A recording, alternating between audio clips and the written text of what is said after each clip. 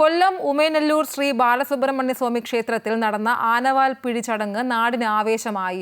ഗജരാജരത്നം തൃക്കടവൂർ ശിവരാജു പങ്കെടുത്ത ചടങ്ങിന് കനത്ത ചൂടിനെ അവഗണിച്ച് ധാരാളം ഭക്തരും ആനപ്രേമികളും സാക്ഷിയായി.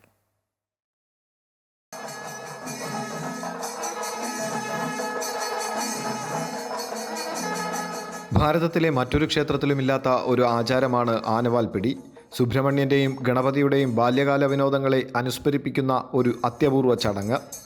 ഗണപതിയുടെ കൊമ്പിലും വാലിലും പിടിച്ചു കളിക്കുക ബാലസുബ്രഹ്മണ്യൻ്റെ ശീലമായിരുന്നു. ഇതിനെ അനുസ്മരിപ്പിക്കും വിധമാണ് ചടങ്ങുകൾ. ശ്രീകോവിലിന് അഭിമുഖമായി ശംഖ് വിളിച്ച ശേഷം ഓടുന്ന ആനയുടെ വാലിൽ വ്രതം നോറ്റ ഭക്തർ തൊട്ടുതൊഴുന്നതാണ് ആനവാൽ പിടി ചടങ്ങ്. ക്ഷേത്രവുമായി ബന്ധപ്പെട്ട 6 കരകളിലെ പ്രതിനിധികൾ വ്രതം നോറ്റ് ചടങ്ങിൻ്റെ ഭാഗമാകും.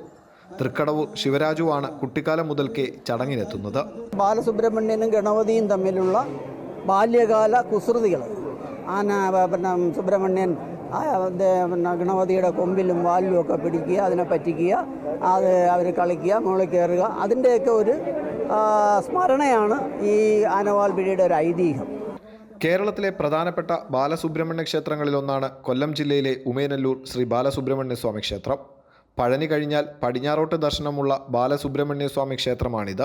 2000-ലധികം വർഷം പഴക്കമുള്ളതായി കരുതുന്ന ഈ ക്ഷേത്രത്തിൽ ജഗദ്ഗുരു ശങ്കരാചാര്യ സ്വാമികൾ പ്രതിഷ്ഠ നടത്തിയെന്നാണ് ഐതിഹ്യം.